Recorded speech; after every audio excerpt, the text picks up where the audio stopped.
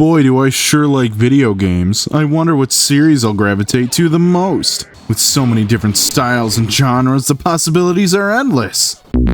Oh no! I'm a bit obsessed with the Blue Blur. Having grown up with a lot of different parts of the Sonic series, some of my earliest gaming memories are of Sonic games, and there were always cartoons of the rodent on TV. But you know what's wild? Despite my fondness for so much of the series, one of the games I despised the most as a child was the original Sonic. I believe that mostly stems from my younger self having the logic of old equals bad. What Sonic 1 lacked in things from the future, I saw as the game just being bad. No spin dash, no tails, no Super Sonic. Usually as series get older, the more things change and the more their identity evolves. So the earlier entries may start to show age just by not having elements from later entries. The main place I see this for Sonic 1 is in the controls. For the most part, I like to view Sonic's controls and gameplay as if a pinball grew legs. And in most of his 2D games, that is the case. The Boost games are a bit closer to if a truck had grown legs, to be honest. Sonic moves around pretty much the same in Sonic 1 and 2. Sonic can jump and roll into a ball. While Sonic 2 wouldn't change the physics too much, it's the addition of the spin dash that really changes the game's flow. The real kicker behind most of Sonic's games is that sense of momentum, allowing for moments where simple slopes turned into ramps, or even the complete opposite, those slopes acting as walls if Sonic doesn't have enough speed. The spin dash is a sort of fix to those hills that are a bit too much to just run up, letting Sonic build up speed in place rather than running backwards and coming back with more speed. There are versions of Sonic 1 that add in the spin dash or even the drop dash from Mania, but I grew up with Sonic Mega Collection on the PS2, and aside from having the most beautiful menu OST, it didn't do too much to change the games. But in all honesty, that's fine. Sonic 1 was never designed with the spin dash in mind, so as much as it sucks to turn back around and get enough speed to make it through a loop, it makes other segments of the game work more as intended. Realistically, the only time I feel the game could use the spin dash was in Green Hill Zone, the first set of stages. Yeah, sure, not having enough speed to make it up a slope or through a loop is a form of punishment for not playing optimally, but it's also the only time I feel like having the spin dash doesn't break segments of the level design. It's in Marble Zone where it becomes very apparent that Sonic 1 is simply designed differently. There are a lot of moments where waiting or taking things more slowly is what you need to do, at least for your first time through this zone. Most of the stage elements move around, and hazards are bigger than just enemies or a few spikes. On repeat playthroughs where you know what's coming up, it is possible to blast through as you can anticipate what challenges lie ahead. It was actually Marble Zone Act 2 that killed Sonic 1 to me as a kid. With how fast Sonic 2 and 3 felt to me, going back and having to wait was impossible. Any segments with time jumps or waiting, I would just try and brute force the ring system with. That ring system may seem overpowered at first glance, but taking damage while without a shield forces Sonic to drop all of his rings. But even if you have hundreds of rings, only a few bounce around for you to pick them back up. Take moments like this as an example. I have rings, so instead of waiting here to time my jumps, I'm going to take the damage from the lava and run across. The lava won't kill me because I have an amount of rings over 0. Taking damage forces all the rings I have to be dropped, but you can easily see I won't be able to pick them all back up. So the best option here is to aim for at least one, but trying to juggle one single ring can leave you running back and forth rather than making progress. So then booking it to the safest position without any rings is the next best option to avoid death. But with the sheer amount of enemies and traps, things won't be safe for too long. There are ways to die without losing any rings. Falling into bottomless pits, getting crushed, and drowning will kill Sonic instantly. While drowning is often labeled as the most brutal of these things to a certain level, I believe it to be crushing. It is less frequent of a causation than the other two, but it is usually more infuriating because it is so hard to put as a result of skill and typically it comes out of nowhere. Sonic 1 is one of those games where if you lose all your lives, it's game over, which was another contribution as to why child me disliked the game so much. You can access a stage select if you do get a game over, but again, as a kid, I had no idea this existed. There are opportunities to get more lives and even continues though. For more lives, there are monitors that contain different items like shields or rings, but there are also some that can give the player an extra life. These are often hidden really well, or are found on difficult routes to reward the player. Additionally, getting 100 rings will also net the player an extra life. As for continues, getting 50 rings in a bonus stage will give the player a continue. To get to the special stages, the player must pass the goal at the end of an Act 1 or 2 with 50 rings, and then jump into the large ring at the end. The special stages themselves are weird areas where Sonic is forced into a ball the whole time. The background has this kaleidoscope look to it, and the stage is constantly spinning, so it definitely feels a bit trippy the first time going to one. But in reality, they are pretty fun. The goal is to get the Chaos Emerald at the end of each stage while avoiding the exits misleadingly labeled goal. The US manual describes these zones as traps, so escaping them through a goal would make sense. But from a gameplay perspective, it feels like they should have been labeled something different. The difficulty of these stages can vary, so if you're not a fan, don't feel bad for skipping these. Like mentioned prior, there is no Super Sonic, as there's only 6 emeralds to collect. The only difference getting the emeralds makes is on the ending. Getting all 6 of these emeralds will piss off Robotnik. Finishing the game without getting all 6 will have him just taunt the player instead. Each zone ends with a boss fight against Dr. Robotnik. In most cases, the goal is to simply jump into Robotnik and his machine while avoiding his attacks. The exception in Sonic 1 being the Labyrinth Zone boss, but I'll get into more detail about that later. During these fights, the screen will lock to a select location, meaning there is no going back to get rings if the player goes in with none or they are all dropped. The screen being locked makes it much easier for rings to bounce off screen, therefore making the player more vulnerable to every attack. To be completely honest, the boss fights aren't really that tough. Most can be dealt with very quickly. So what is Robotnik's deal here? At some point, the Doctor had discovered that the Chaos Emeralds were scattered around South Island, so he goes all out and deploys his mechanical army. That's pretty much the narrative. There are a lot of other little details, but with the inaccuracies of the English manual and the fact I can't read Japanese, actually deciphering what is the intended story is messy. But it isn't really that important in the grand scheme of things. However, if you are a nut for the world building and lore of this series, this is where it starts for us. The most important things to take away from this are, there are only 6 Chaos Emeralds found, a 7th was added in Sonic 2, so the full set isn't here. The emeralds have wild powers. Their distortion powers cause South Island to move around, making it difficult to hunt down the emeralds. Sonic 1 is the first time Robotnik uses animals to power his bandits, and Sonic 1 wasn't Sonic and Robotnik's first time getting in each other's way. Last thing to note, Robotnik is the English name for Dr. Eggman. Not sure why they needed to change this, but Robotnik is cool, I guess. Later games would actually weave this into the narrative, so I will continue to refer to him as Robotnik until then. I actually really like the Badniks. I don't think a whole lot of them have super recognizable designs, but none of them are stinkers. There's Ballhog, Batbrain, Bomb, Burrowbot, Buzzbomber, Caterkiller, Chomper, Crabmeat, Jaws, Motobug, Neutron, Roller, Spikes, Uni Uni, and Unidas. The notable ones are those like Motobugs, who appear quite frequently and have a very recognizable design, or the Orbinauts, who I think are based on sea urchins, have multiple different variations throughout the series as a whole. Despite this though, I very much see why Crabmeat aren't as widely recognized as something like a Koopa. Yeah, I could see someone holding up a sign on the street and a stranger saying that's an enemy from the Sonic games, but I highly doubt they would know that this is called a Neutron. Robotnik's design is super iconic.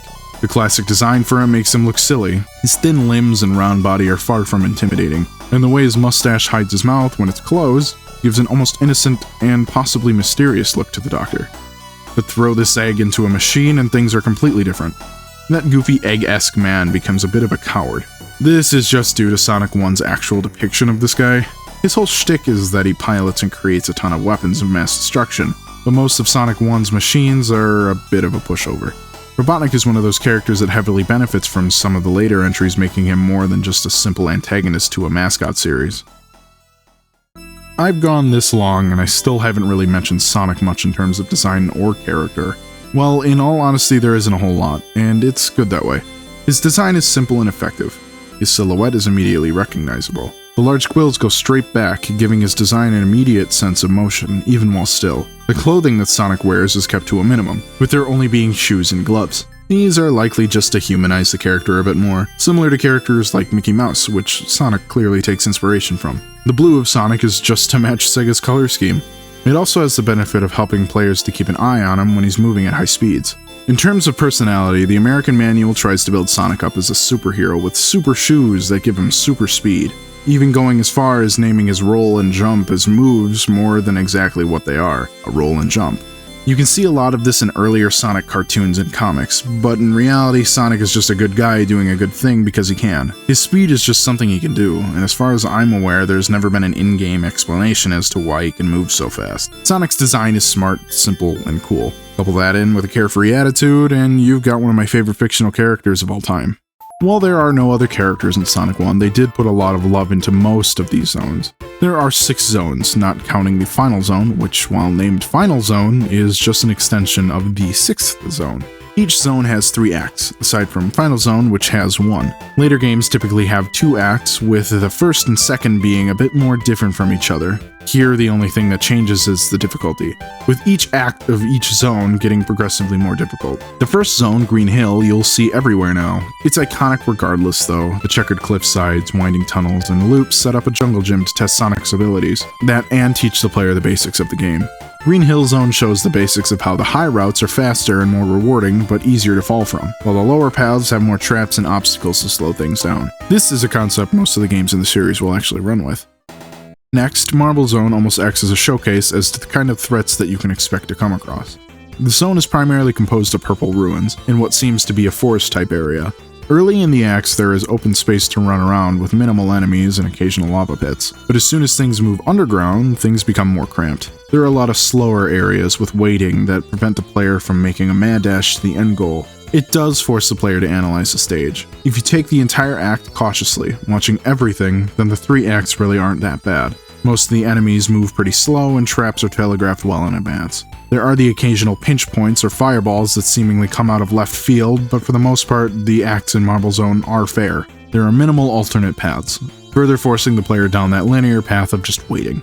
After playing any of the later games, this likely won't be the mindset for players, especially younger ones. This zone is likely one of the larger parts why so many players haven't really gotten through Sonic 1 the intended way, meaning without rewinding, save states, or Sonic Origins' removal of lives. Overall though, I don't think Marble Zone is bad. Despite what young me thought, it's just important to realize the game was made in a different direction than what the games ended up going in.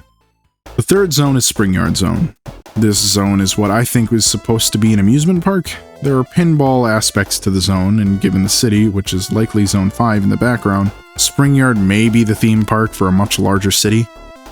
It may be the name having yard in it, or the blocky looking buildings, but when I was younger I figured this was a junkyard of some sort.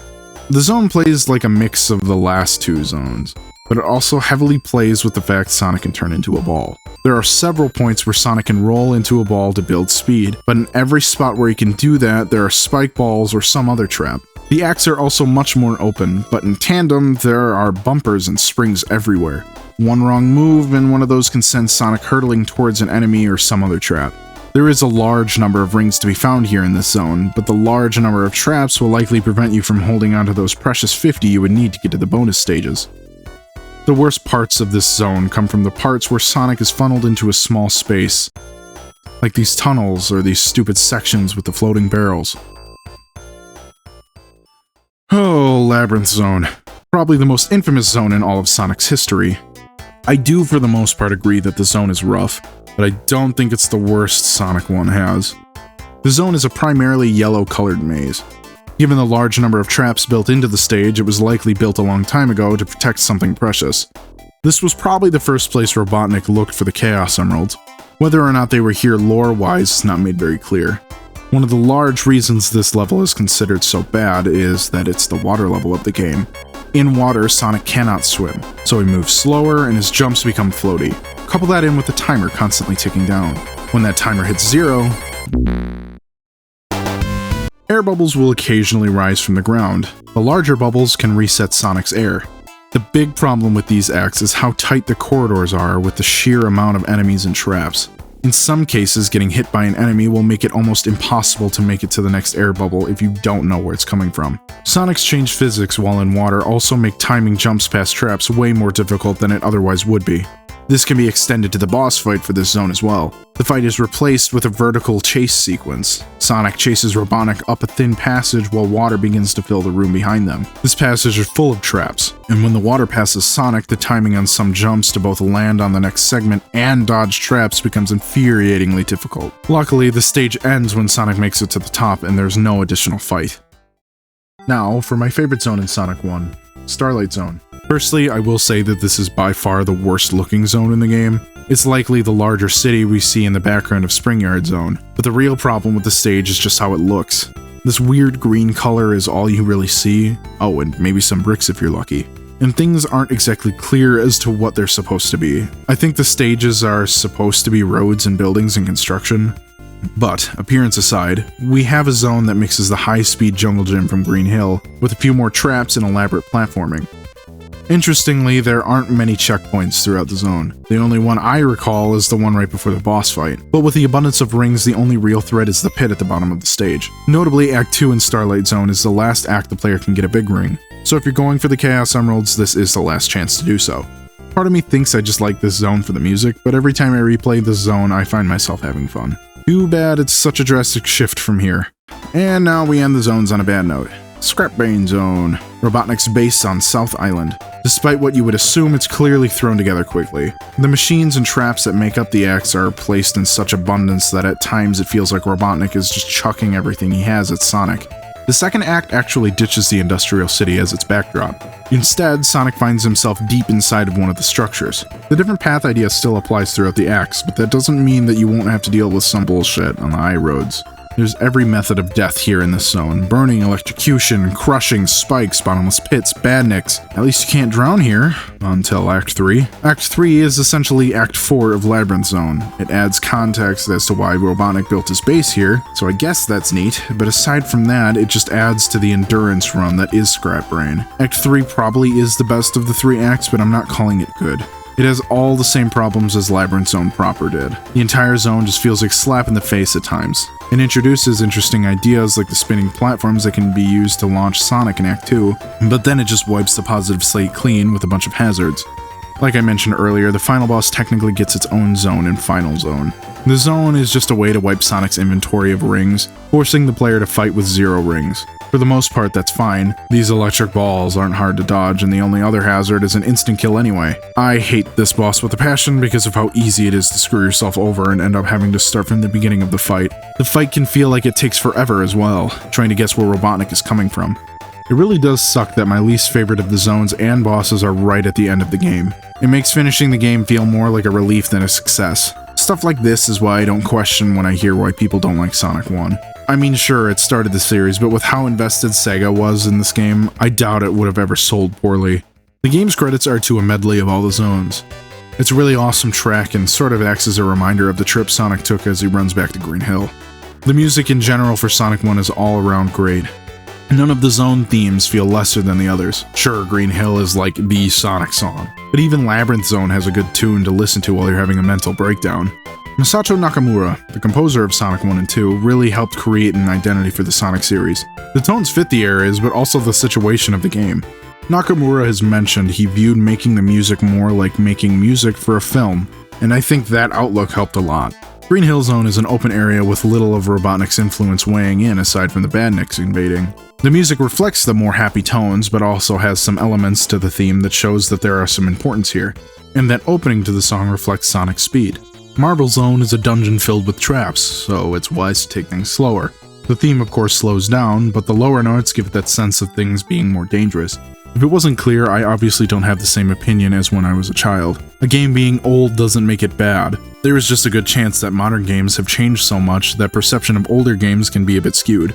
But even if you don't like Sonic the Hedgehog as a game or even a series, there's no denying the impact it has had on gaming or even pop culture. It's damn near impossible to walk down the street without seeing Sonic's ugly mug.